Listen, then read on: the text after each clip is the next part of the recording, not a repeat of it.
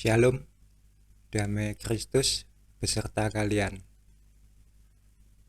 Kali ini kita akan menyelesaikan cerita kesaksian saya. Pada tahap ini, tahap tersulit, saya harus menceritakan pergumulan-pergumulan saya. Karena pada tahap inilah saya akan sering berkata, aku gak percaya Yesus, tetapi aku percaya Yesus. Membingungkan. Tapi kita akan pelan-pelan saja. Saya akan coba membagi menjadi 3 tahap. Namun sebelumnya saya akan ulang sejenak apa yang sudah saya ceritakan di video kesaksian saya sebelumnya. Tapi peristiwanya saya balik, biar lebih enak menjelaskannya. Jadi begini, saya melihat videonya Pak Bambang Nursena, dan beliau mengatakan bahwa memang benar Yesus gak pernah ngajar Trinitas. Pak Bambang ini orang sarjana, sejarawan, doktor. Saya ini orang bodoh. Saya bilang ke Pak Bambang, Pak, yang ngajar Trinitas itu Yesus. Pak Bambang bilang, bukan le, Yesus gak pernah ngajar Trinitas. Ngajar, Pak. Saya ngotot. Le tole, aku iki sejarawan. Aku iki belajar sejarah gereja 10 tahun. Gelarku iki doktor. Yesus iku gak pernah ngajar Trinitas. Wis ta, percaya o aku. Aku gak percaya ya, Pak.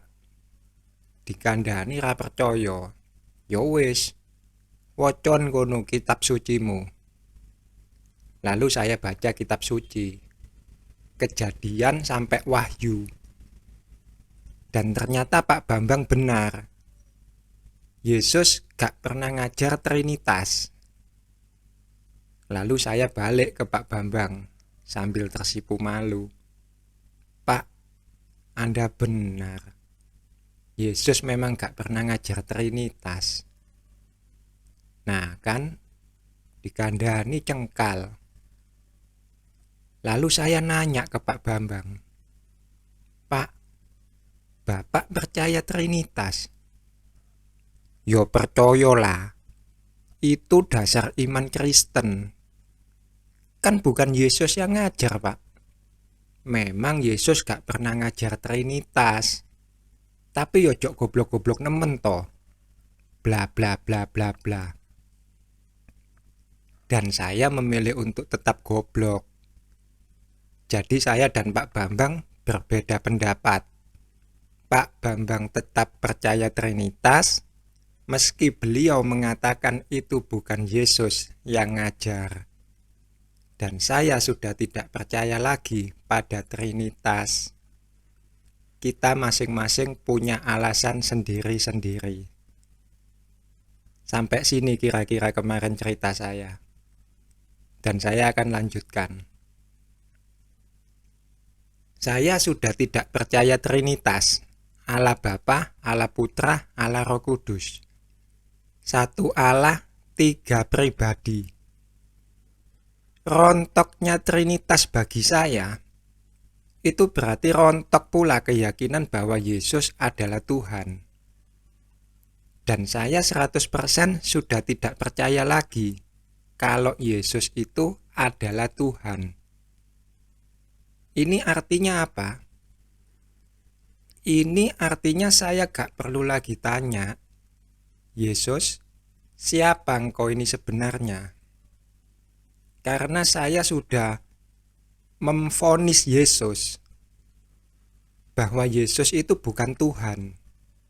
Saya katakan pada Yesus, Yesus, mulai detik ini, engkau bukan lagi Tuhan bagiku. Tapi doktrin Trinitas ini sangat kuat. Karena dari kecil, doktrin Trinitas ini sudah ditanamkan dalam diri saya. Dari kecil saya sudah diajarkan bahwa Yesus itu adalah Tuhan. Jadi setiap kali saya berkata Tuhan, yang muncul di otak saya, di hati saya, jiwa raga saya adalah Yesus. Saya gak suka. Bukan engkau Yesus, bukan engkau. Pergilah sana. Engkau bukan Tuhan. Jangan datang di otakku, jangan datang di jiwaku, jangan datang di pikiranku. Ketika aku ngomong Tuhan, engkau jangan datang. Tapi gak bisa.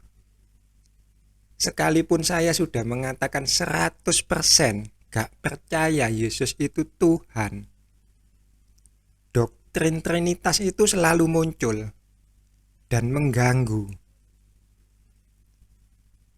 Hingga akhirnya saya merasa saya ini perlu mencari Yesus. Saya perlu menemui Yesus untuk memberi penjelasan pada Yesus bahwa saya sudah tidak percaya lagi.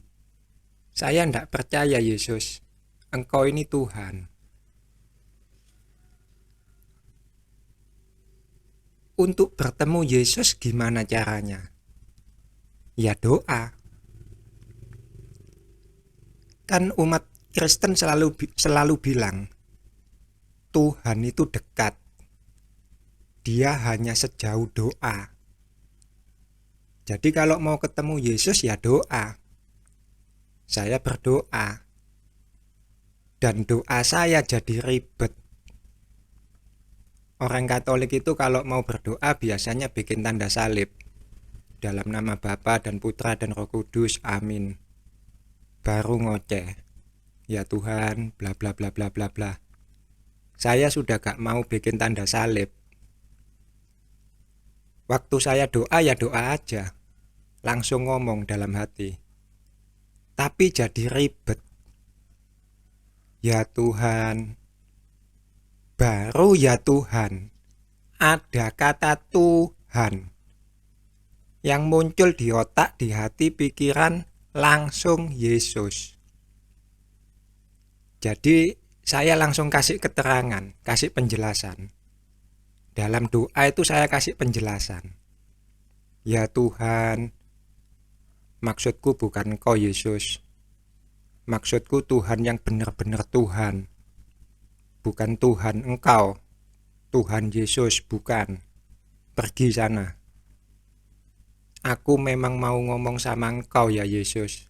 Tapi nanti. Sekarang aku mau ngomong sama Dia dulu. Dia yang benar-benar Tuhan. Jadi ribet. Astaga naga. Mau doa saja kok jadi ribet gini. Mati-matian saya berusaha mencoba menjelaskan pada Yesus siapa itu Yesus sebenarnya. Gobloknya saya mulai kelihatan. Saya berusaha menjelaskan siapa itu Yesus pada Yesus. Yesus, engkau ini bukan Tuhan. Engkau ini titik. Lalu saya diam, mikir untuk mengisi titik-titik tersebut. Lalu titik-titik tersebut saya isi dengan kata Tuhan. Mulai bingung saudara-saudariku. Ini saya sebut tahap pertama. Intinya pada tahap pertama ini hari-hari saya lewati dengan berusaha menjelaskan siapa itu Yesus pada Yesus. Kurang goblok apa saya ini coba menjelaskan siapa itu Yesus pada Yesus. Yesus, engkau ini bukan Tuhan. tetapi engkau ini titik-titik Tuhan.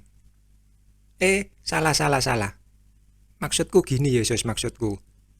Engkau ini titik-titik Tuhan, tetapi engkau ini bukan Tuhan. Nah, itu maksudku.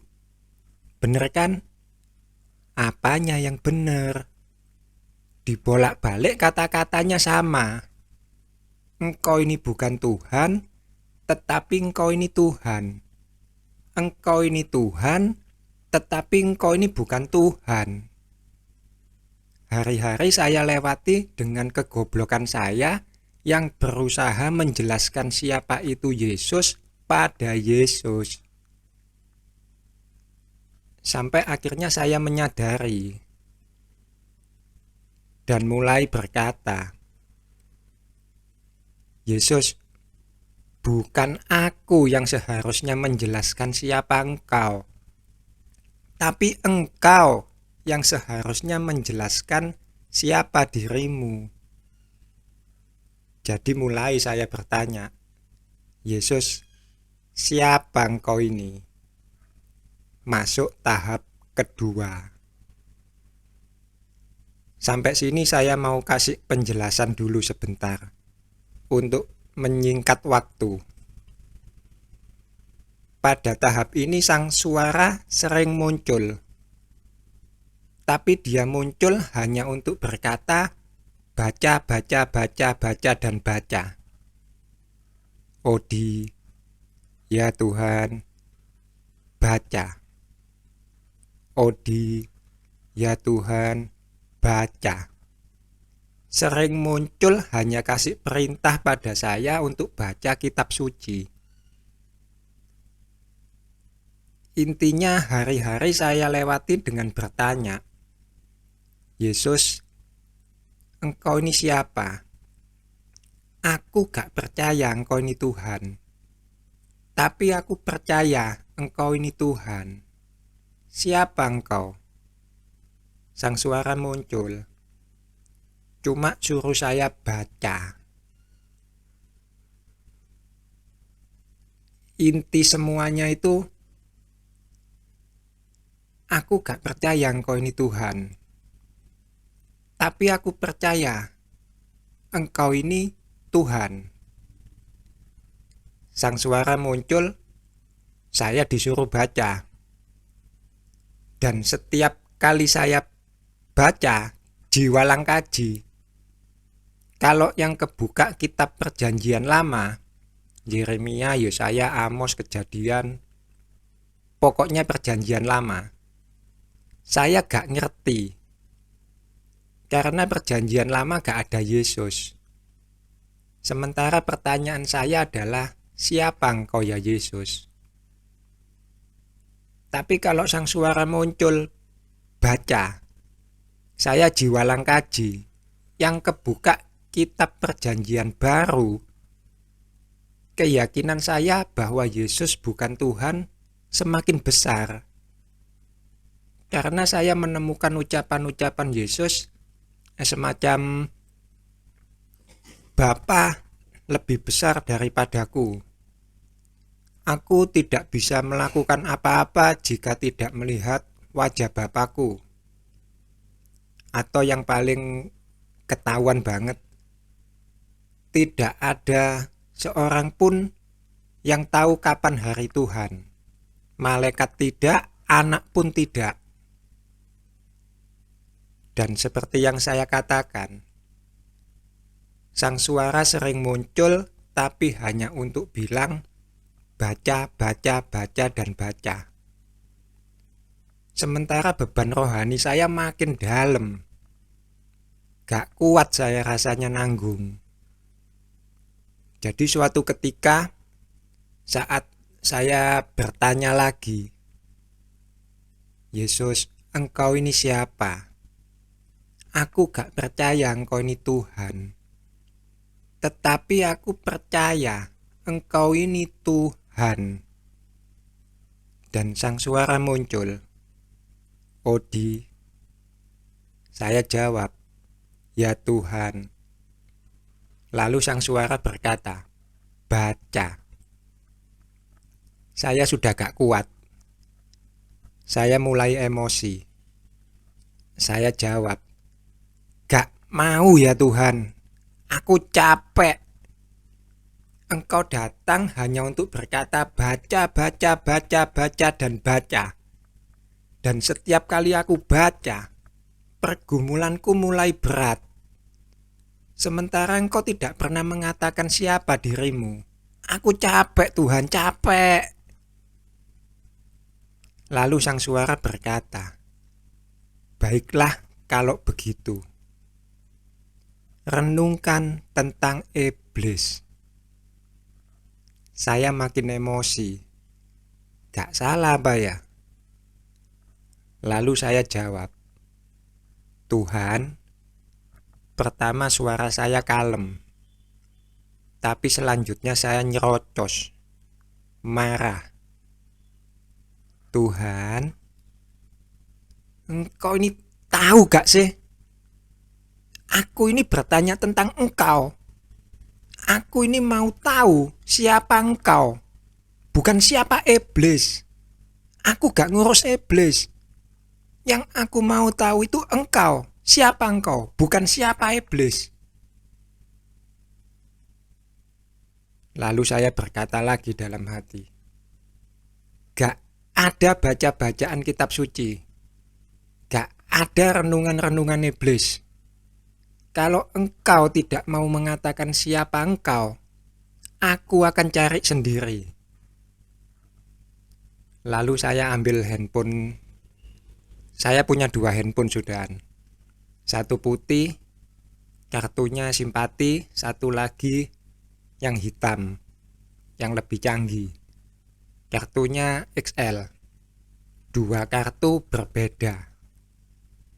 Saya ambil handphone yang putih, yang lama, MT4, platformnya Forex saya tutup. Lalu saya buka YouTube. Saya mau cari video-video debat Islam Kristen, karena saya mau cari siapa Yesus. Tapi yang terjadi, YouTube-nya loading, gak bisa dibuka. Saya lihat signal full. Saya tutup YouTube. Saya buka web. Testing buat searching. Nggak masalah. Saya tutup web, buka lagi YouTube. Loading. Jangkrik jaran sak dokare sak kusire sak penumpange. Saya buka web lagi. Saya buka situs nonton film online. Bukan situs porno. Situs nonton film online, tapi gratisan. Saya buka lancar. Saya pilih satu film acak. Saya tonton 5-10 menit. Buat mastiin. Gak ada masalah. Gak ada buffer sama sekali. Tapi saya gak mau nonton film. Saya mau nonton YouTube. Saya mau cari channel debat Islam Kristen. Saya buka YouTube, loading. Jangkrik jaran sak dokare sak kusire sak penumpange. Akhirnya saya matiin handphonenya. Saya lepasin baterainya. Saya pasang lagi. Saya buka YouTube, berhasil. Oke, sip. Sekarang tinggal pilih-pilih video. Mana yang kira-kira menarik hati. Lalu saya dapat video yang pengen saya lihat. Saya play, loading. Lalu saya merasa, jangan-jangan ini ulah Tuhan. Lalu saya ngomong dalam hati, "Ulamukah ini ya Tuhan? Fine, no problem. Aku gak mau nonton YouTube lagi." Saya matiin handphonenya. Maksud saya bener-bener saya matiin. Tombol powernya saya matiin. Lalu saya ambil handphone yang hitam. Saya sudah lelah, betul-betul capek gitulah.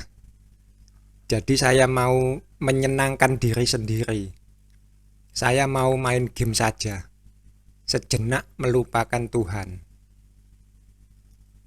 Game saya game jadul. Saya cuma punya satu game, Plant vs Zombie 2. Game zaman sekarang saya gak ada yang suka. Sukanya cuma main catur online sama Plant vs Zombie 2. Nah, Plant vs Zombie 2 ini butuh internet kalau mau main yang asik. Tapi bisa juga dimainin offline, gak pakai internet. Dan tentu saja saya pengen main yang asik, yang pakai internet. Tapi kemudian saya mikir, jangan-jangan ini internet ntar Tuhan bikin loading juga. Dan beneran, begitu saya buka aplikasinya, loading.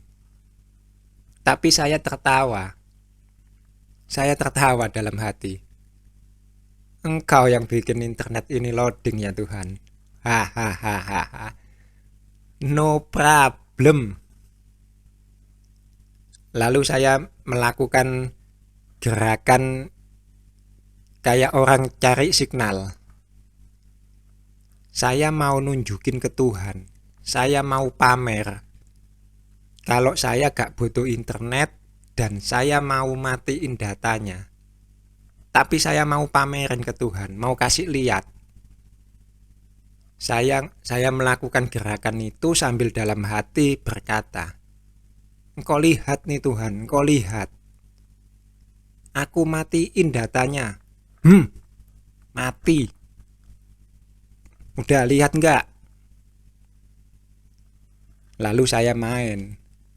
Gak pakai internet. Bisa. Tentu saja bisa. Tapi baru main 10-15 detik. HP saya bunyi. Tululut. Baterainya tinggal 1%. No problem. Dimana handphone saya berada, charger gak jauh-jauh. Ada di atas meja. Saya ambil, colokin, beres. Main lagi. Tapi total main gak sampai 1 menit. 30 detik lah. Handphone mati. Saya kaget. Kenapa ini? Saya cabut kabel yang ada di handphone, saya colok lagi, lampu handphone gak nyala. Waduh. Waktu saya mau cabut kabel yang ada di mana dicolokan, lampu indikator kabel dicolokan gak nyala. Colokan kabel saya ada on off-nya. Saya cetak-cetek on off, lampunya gak nyala. Mati lampu. Tapi saya gak puas. Saya masuk ke dalam, nyalain kipas angin, gak muter. Saya nyalain semua lampu ruangan, gak nyala. Tapi masih belum puas. Masuk lagi ke dalam, buka kulkas. Kulkas gelap. Baru saya bilang, mati lampu. Saya jalan lemes, balik ke depan. Sambil dalam hati ngomong, Engkau menang ya Tuhan. Lalu duduk ngomong lagi dalam hati, apa maumu ya Tuhan? Dan sang suara muncul, renungkan tentang iblis. Tepok jidat saya. Saya merasa sang suara itu memang gak kemana-mana. Saya ditungguin aja, disabarin. Karena dia tahu saya bakal ngomong apa maumu ya Tuhan. Dan dia langsung nongol. Renungkan tentang iblis. Saya dipaksa oleh tangan yang kuat. Bisa apa lagi? Suka tidak suka, mau tidak mau. Akhirnya saya mulai merenung tentang iblis. Iblis, iblis, iblis, iblis. Siapa ini iblis? Apa itu iblis? Saya mulai mengawali renungan saya. Saya kalau merenung itu nggak bisa sambil duduk. Cara saya merenung itu ada dua. Kalau nggak tiduran, tapi otak mikir, atau jalan mondar-mandir. Persis kayak orang tua zaman dulu. Kalau anak gadisnya pamit pergi dan jam 10 malam belum pulang, jalan mondar-mandir. Dan saya pilih cara kedua. Jalan mondar-mandir sambil mikir. Iblis, iblis, iblis. Iblis itu siapa? Iblis itu raja dusta. Oke, terus kenapa kalau raja dusta? Mikir Rodi, ayo mikir. Saya mulai mendorong diri saya untuk masuk lebih dalam pada renungan. Dan akhirnya saya berhasil mendapatkan 2 renungan tentang iblis. Yang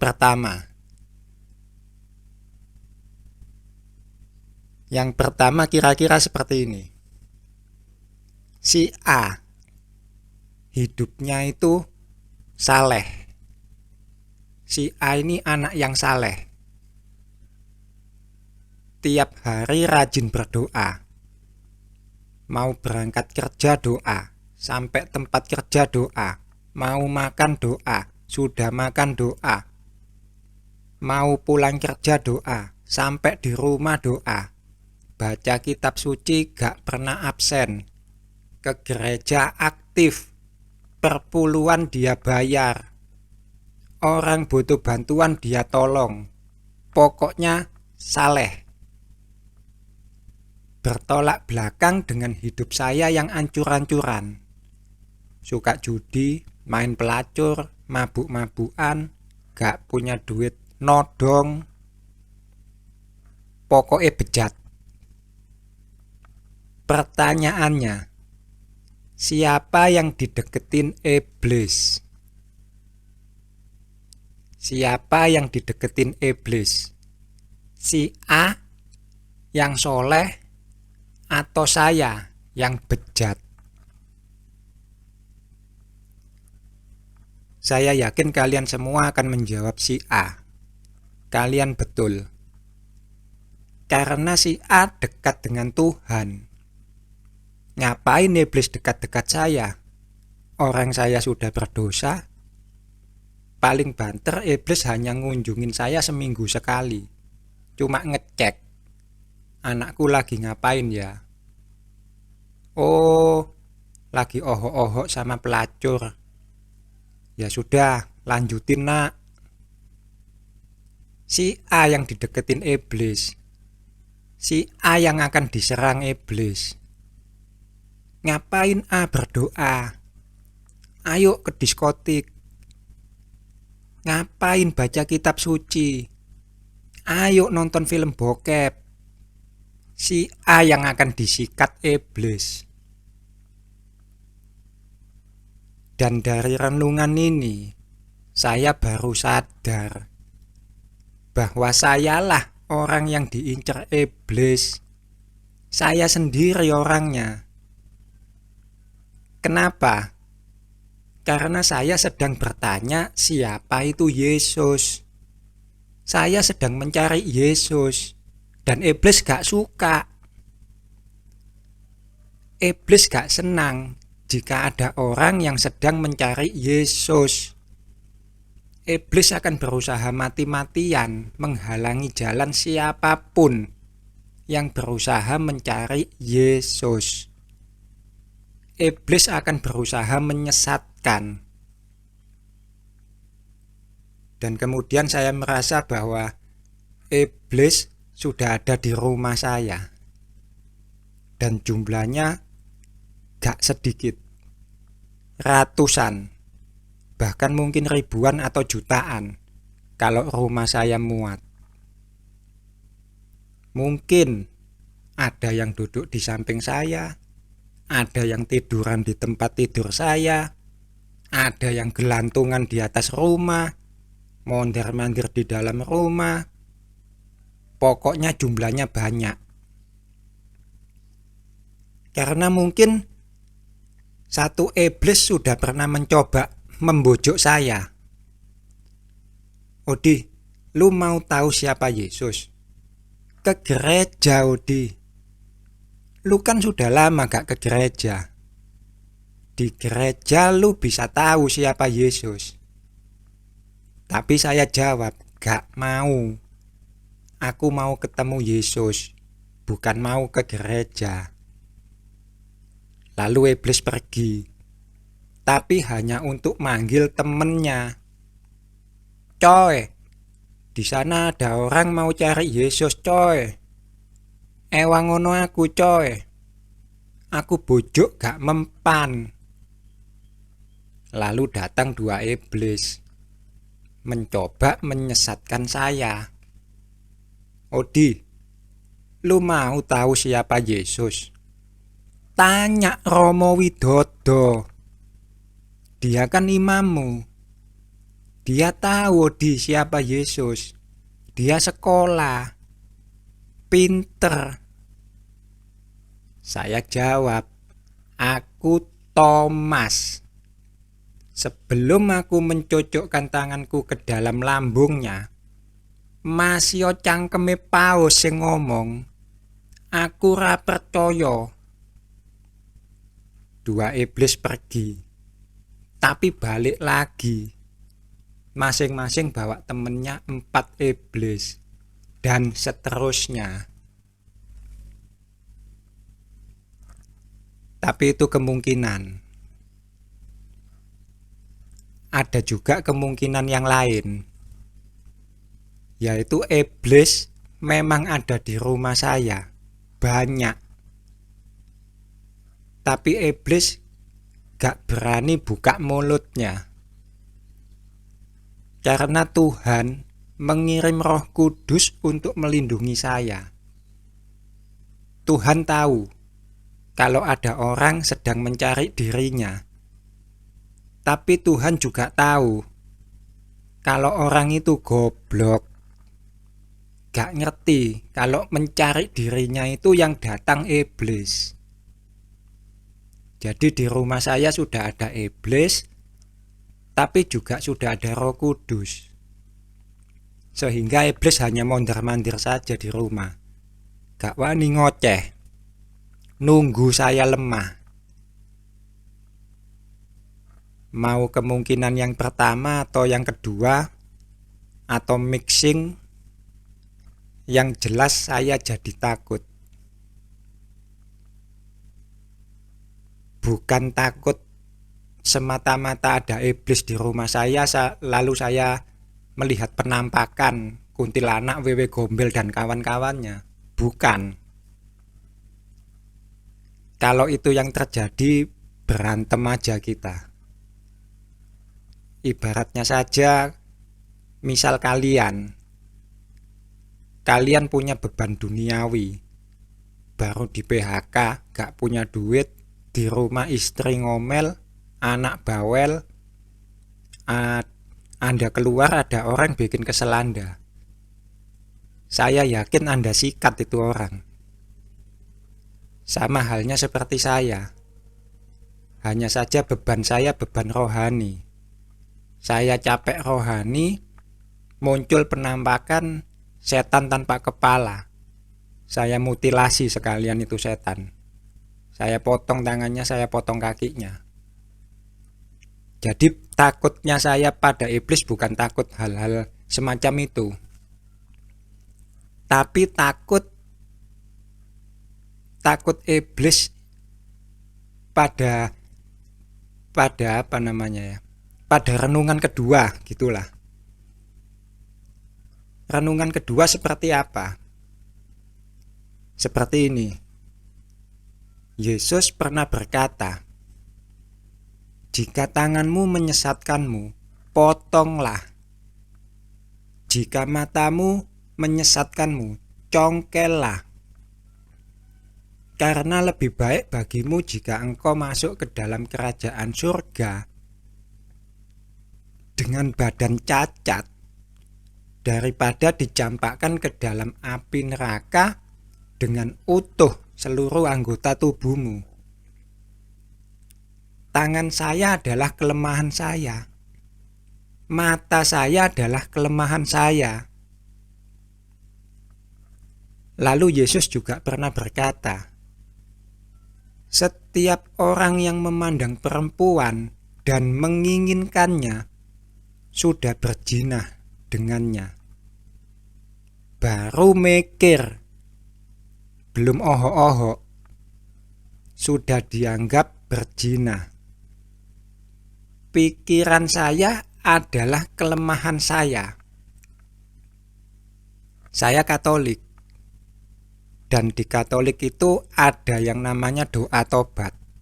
Saya mengaku kepada Allah yang Maha Kuasa dan kepada saudara sekalian bahwa saya telah berdosa dengan pikiran, perkataan, perbuatan, dan kelalaian. 4 kata. Pikiran, perkataan, perbuatan, kelalaian. Semua ini saya anggap mewakili kelemahan saya. Iblis itu raja dusta. Kalau tangan saya menyesatkan, berarti tangan saya lemah. Jika tangan saya lemah, bisa dipakai iblis untuk berbuat dosa. Kalau mata saya menyesatkan, berarti mata saya lemah. Jika mata saya lemah, bisa dipakai iblis untuk berbuat dosa. Seluruh tubuh saya penuh dengan yang namanya kelemahan. Saya takut. Ini yang saya takutin. Kalau kelemahan saya dipakai iblis untuk mendustai saya. Iblis pakai diri saya untuk melukai diri saya sendiri. Iblis pakai kelemahan yang ada di dalam diri saya untuk mendustai diri saya sendiri. Saya kan lagi cari Yesus. Yesus, siapa engkau ini? Telinga saya lemah. Lalu iblis masuk lewat telinga saya. Iblis olah telinga saya sehingga menghasilkan dusta dan mendustai diri saya. Odi, Yesus itu adalah bla bla bla bla bla lewat telinga. Atau bisa juga lewat sesuatu yang tidak tampak. Apa sesuatu yang tidak tampak? Yaitu tadi, pikiran atau kentut. Mohon maaf, waktu itu bukan pikiran yang saya bayangkan, tapi kentut. Saya kentut saya lemah. Lalu iblis masuk lewat kentut saya, iblis olah kentut saya, sehingga menghasilkan dusta dan mendustai saya sendiri. Odi, Yesus itu bla bla bla bla bla lewat kentut. Saya gak tahu dan gak mau tahu bagaimana iblis bisa mengolah kentut saya menjadi dusta. Saya juga gak tahu dan gak mau tahu sesakti apa iblis itu. Yang jelas saya takut. Takut ketika saya bertanya, yang jawab iblis. Saya takut ketika saya bertanya, yang jawab kelemahan saya yang sudah diolah oleh iblis. Karena iblis ini raja dusta, pendusta. Itulah 2 renungan saya tentang iblis. Ya Tuhan, inikah sebabnya Engkau memaksa aku untuk merenung tentang iblis? Dahsyat Tuhan itu memang. Lalu saya berdoa, dan doa saya menyangkut renungan yang pertama kira-kira seperti ini. Ya Tuhan, aku mohon padamu, Engkau yang maha tahu dan Engkau yang maha melihat. Aku mohon, jika Engkau tahu di dalam rumah ini ada iblis, Engkau usir semua iblis. Engkau usir Tuhan. Biarlah dalam rumah ini, dalam ruangan ini, hanya ada Engkau saja sebagai pengajar yang akan mengajar aku dan diriku sendiri sebagai murid yang akan Kau ajari. Aku mohon padamu ya Tuhan, jangan ada satu iblis pun yang tertinggal. Engkau usir semua mereka keluar. Amin. Begitu amin, saya langsung percaya bahwa semua iblis sudah pergi. Tetapi hati saya belum puas. Karena lantas saya membayangkan seperti ini. Iblis memang ada di luar rumah, bahkan di luar halaman rumah. Tapi iblis lalu menempelkan telinganya di pagar halaman rumah. Ngopeng pembicaraan antara saya dan Tuhan. Saya gak mau. Lalu saya doa lagi. Ya Tuhan, aku mohon padamu, buatlah rumahku ini kedap suara terhadap iblis. Sehingga iblis gak bisa mendengar apa yang menjadi pembicaraan kita. Iblis gak bisa mendengar apa yang akan kutanyakan padamu, dan iblis gak bisa mendengar apa yang akan menjadi jawabanmu.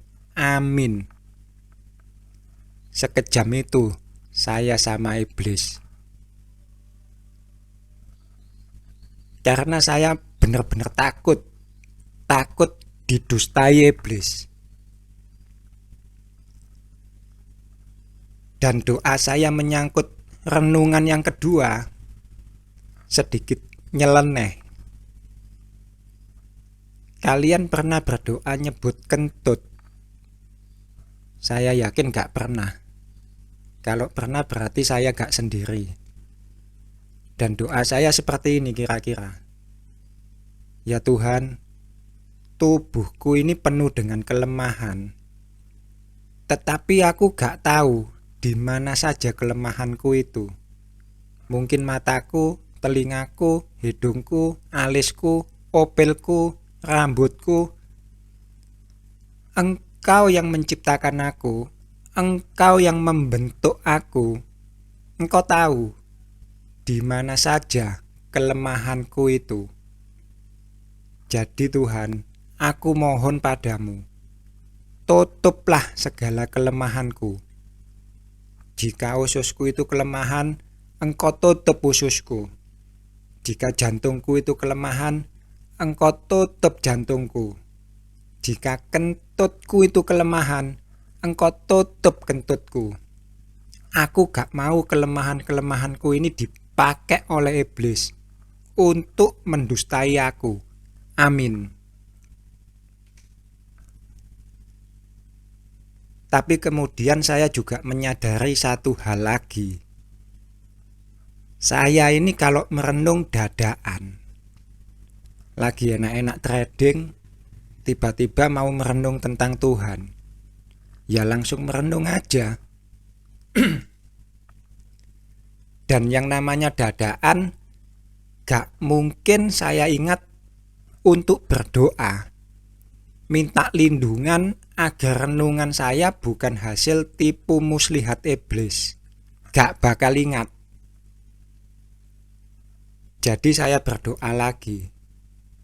Ya Tuhan, aku mohon padamu, kapanpun ketika aku lagi merenung dadaan, tolong kau tutup semua kelemahanku, agar iblis gak masuk dan memakai kelemahanku, sehingga hasil renunganku bukan hasil dustanya iblis. Amin. Saya lega. Lalu saya memulai segala sesuatunya dari nol.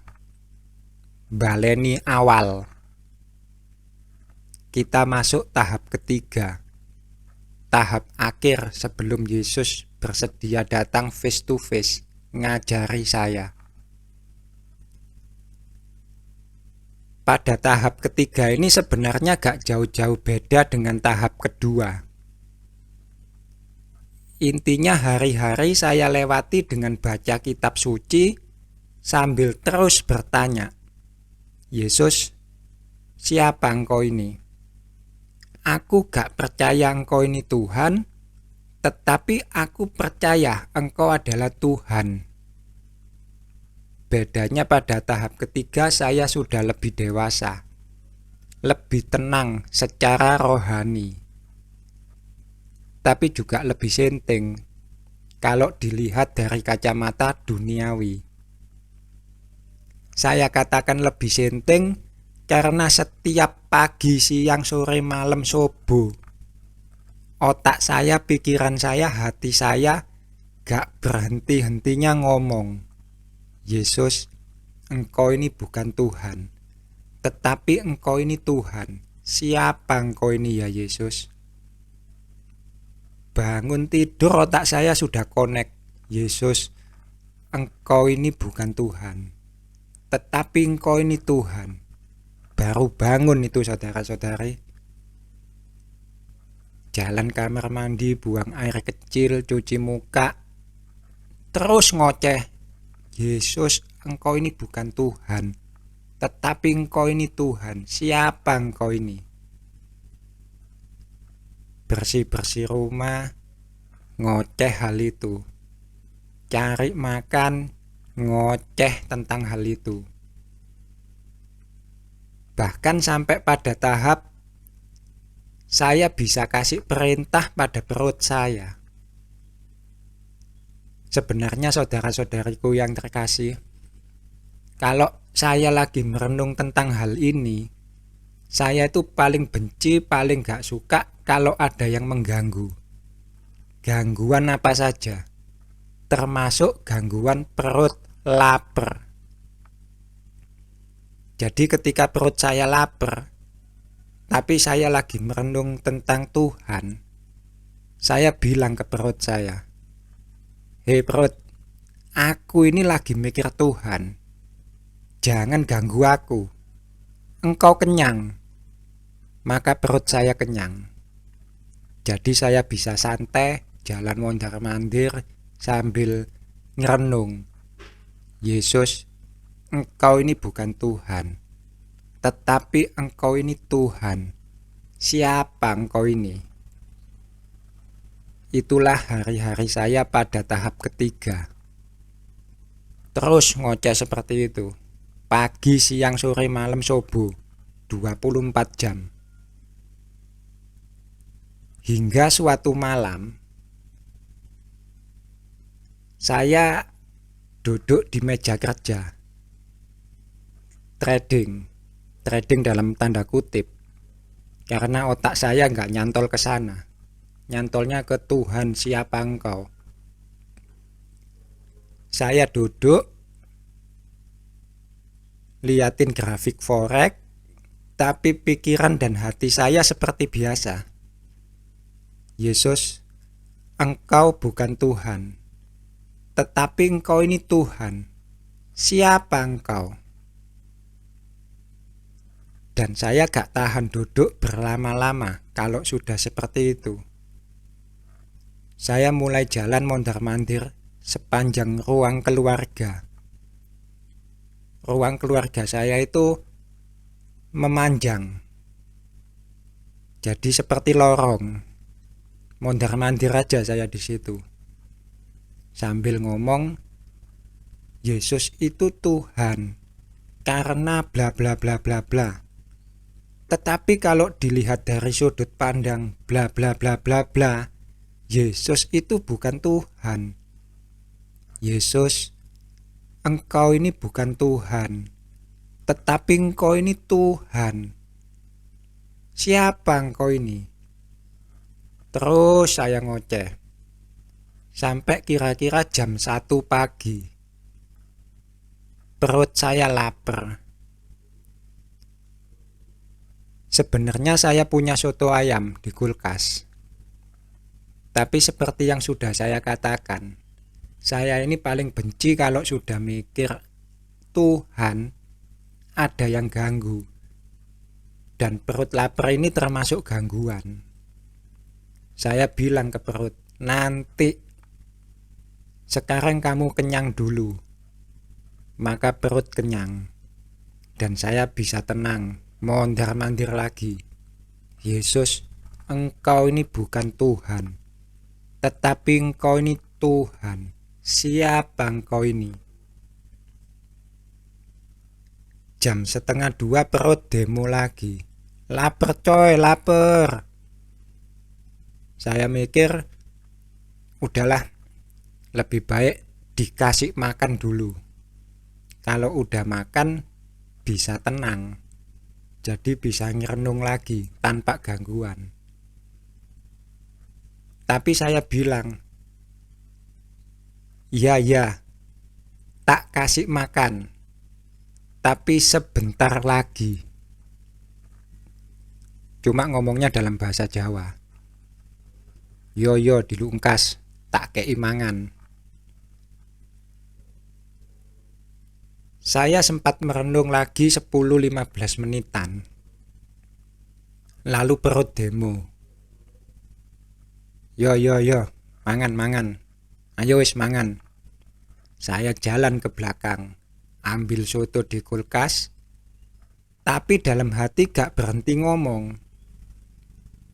Yesus, engkau ini bukan Tuhan, tetapi engkau ini Tuhan. Siapa engkau? Gak putus ngomong.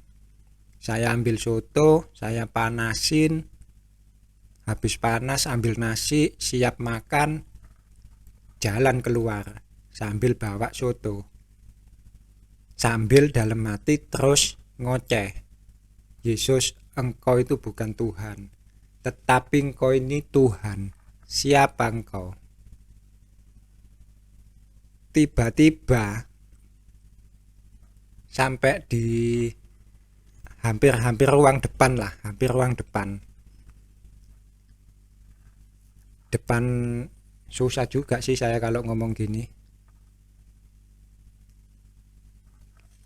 Gimana ya?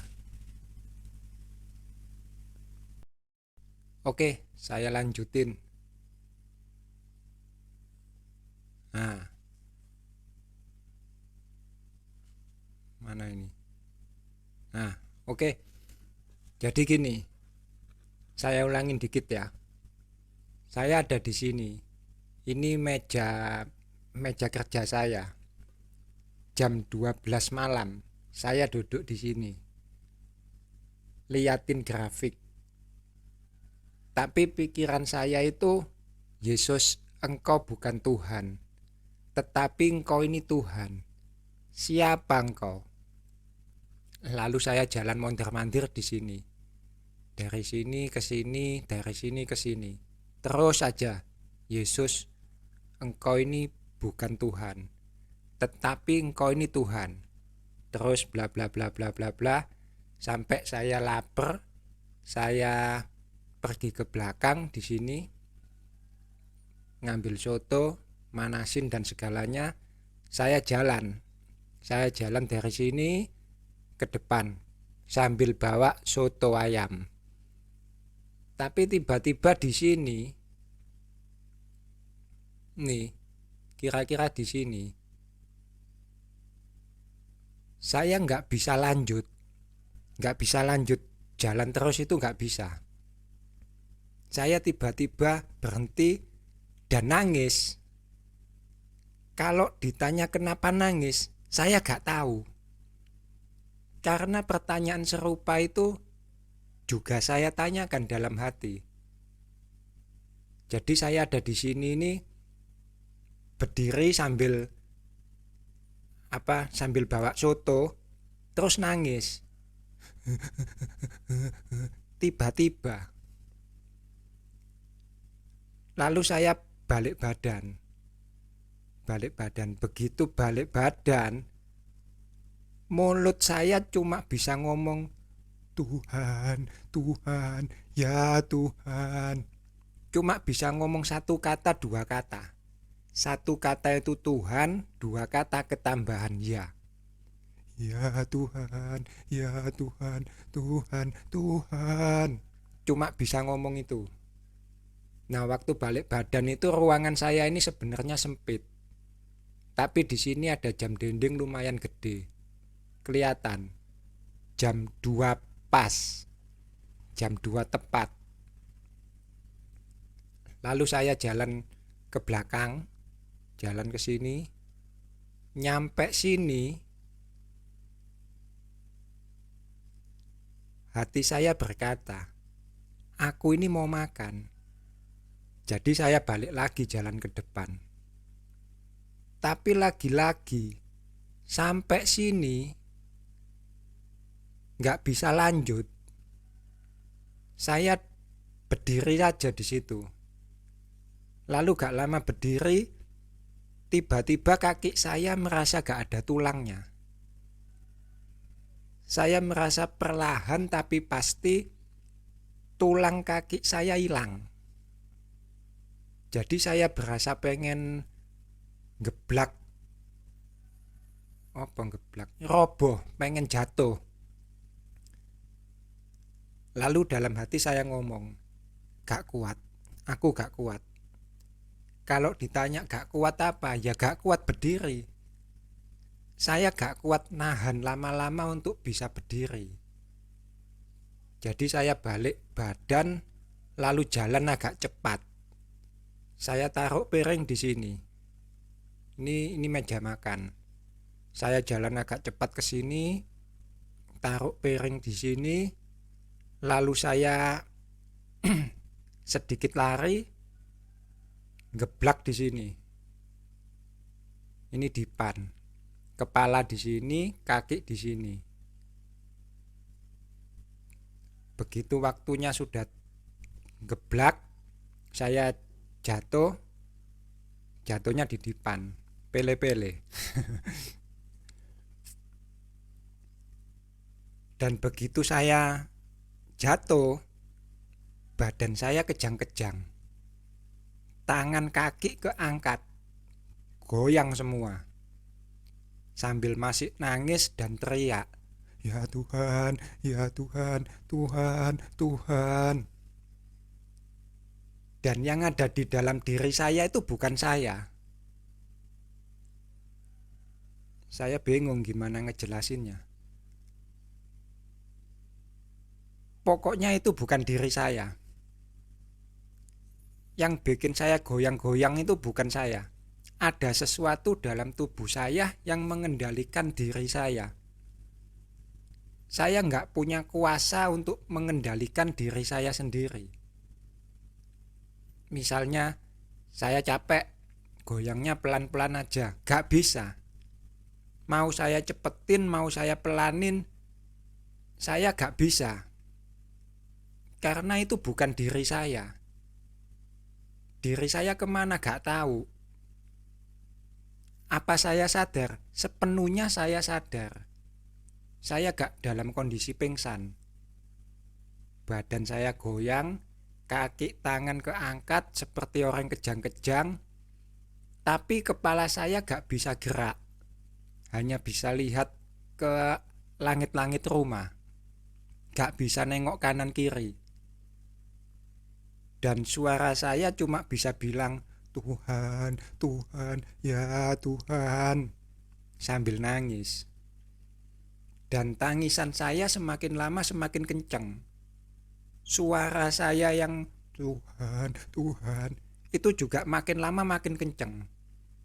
Sampai ketika saya mau teriak, sekuat tenaga gitu ya. Tuhan!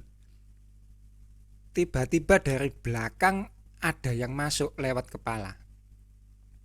Masuknya berasa. Kepala saya seperti ditekan dari atas.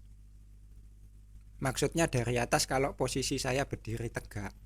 Saya kan rebah. Jadi dia masuk dari belakang, ubun-ubun saya ini seperti ditekan. Saya gak tahu yang masuk itu siapa, tapi kemungkinan besar iblis. Lalu yang masuk dari belakang itu diam di pikiran saya dan ngomong lewat pikiran. Dia gak nyebut nama saya, tapi bilang hei. Hei, apa yang lu lakuin? Ini jam 2 pagi. Lu nangis sambil teriak-teriak Tuhan, Tuhan. Apa kata tetangga? Begitu selesai dia ngomong apa kata tetangga, saya nyaut. Saya jawab, Cik Tian. Cik Tian itu tetangga samping rumah. Dan saya ngomong Cik Tian itu lewat pikiran. Karena dia ngomongnya lewat pikiran. Jadi saya jawabnya juga lewat pikiran. Dan begitu saya selesai ngomong Cik Tian, yang ngomong di pikiran saya tadi keluar. Keluarnya juga berasa. Masuk berasa, keluar berasa. Kepala saya seperti ditarik ke belakang. Dan begitu yang ngomong di pikiran saya tadi keluar, kepala saya bisa saya gerakin. Saya bisa nengok kanan kiri. Sebenarnya ketika yang ada di pikiran saya itu keluar, yang menguasai tubuh saya juga ikut keluar. Yang goyang-goyang tubuh saya itu loh maksudnya.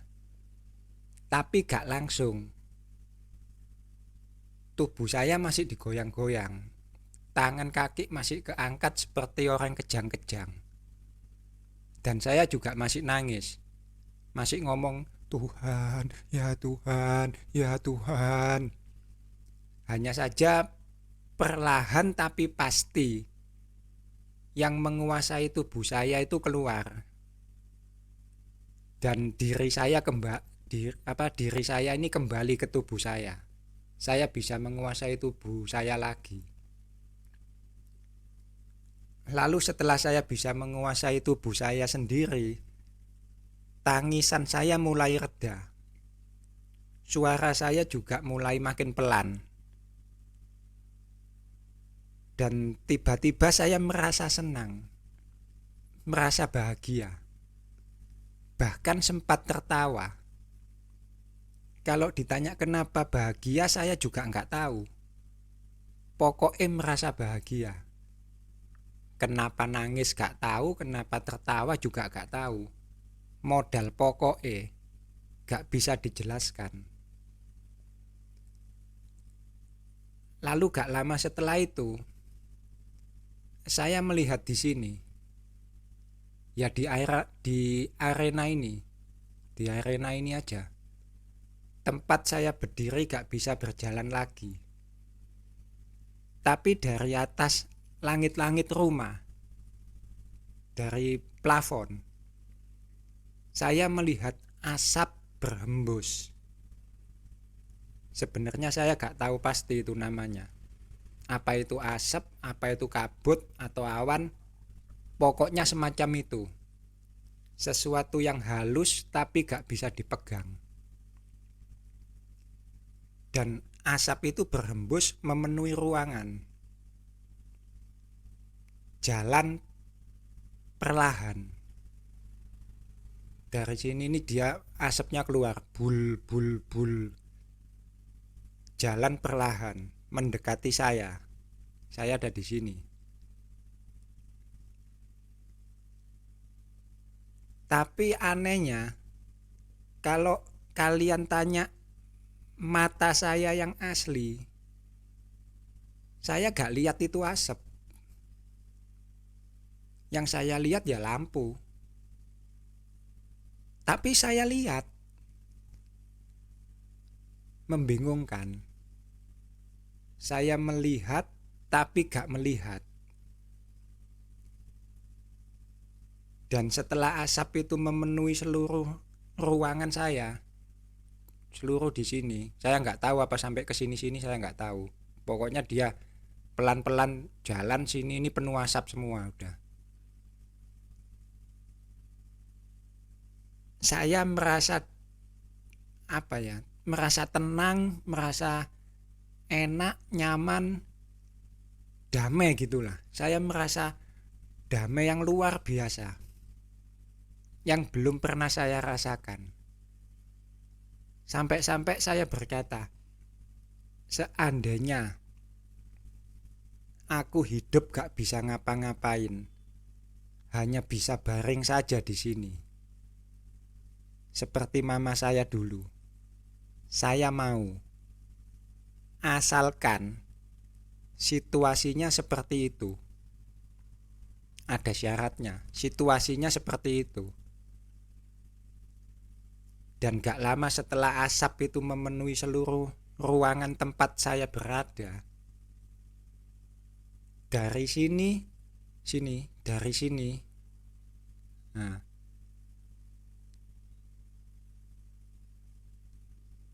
tempat yang sama sih sebetulnya kan. Areanya di sini aja, lurus sini aja. Cuma dia ada di sini, di sebelah kiri sini. Saya melihat muncul sosok sama seperti asap tadi sebetulnya. Kalau ditanya mata saya gak lihat apa-apa. Saya lihat jam dinding, colokan listrik, cermin, hiasan dinding, gambarnya Maria, satu lagi gambar Yesus. Tapi saya melihat itu sosok. Di sini ini sosok. Saya melihat tapi gak melihat. Susah dijelaskan. Sosok itu seperti manusia. Lalu dia jalan pelan sekali. Jalannya pelan sekali. Jalannya lewat dinding, lewat tembok. Jadi sosok itu seolah berubah menjadi bayangan. Jalan lewat tembok. Ibaratnya kalau kalian mau membayangin itu, kalian jalan siang hari deket tembok. Di samping Anda berjalan juga bayangan Anda. Kira-kira seperti itu. Sosok itu jalan pelan sekali. Saya liatin, dia jalan, saya liatin. Jalan pelan-pelan di tembok, mendekati saya. Lalu berhenti, saya kan di sini. Lalu berhenti itu kira-kira antara lutut dan pinggang saya.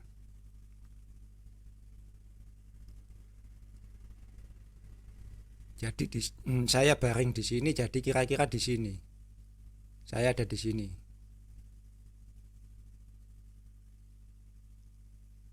Saya liatin dia. Dia juga lihat saya.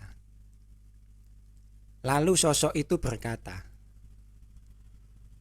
Odi. Dalam hati. Masih dalam hati. Bukan telinga saya yang mendengar, tapi hati. Lalu saya jawab, juga dalam hati, bukan mulut. Odi. Ya Tuhan. Lalu sosok itu berkata, engkau benar. Aku bukan Tuhan, tetapi aku adalah Tuhan. Lalu saya menjawab, ya Tuhan, aku mengerti. Dan jadilah aku mengerti. Jadilah aku mengerti itu firman. Jadilah terang, maka terang itu jadi. Odi, jadilah engkau mengerti, maka Odi jadi mengerti. A sampai Z pergumulan saya terjawab.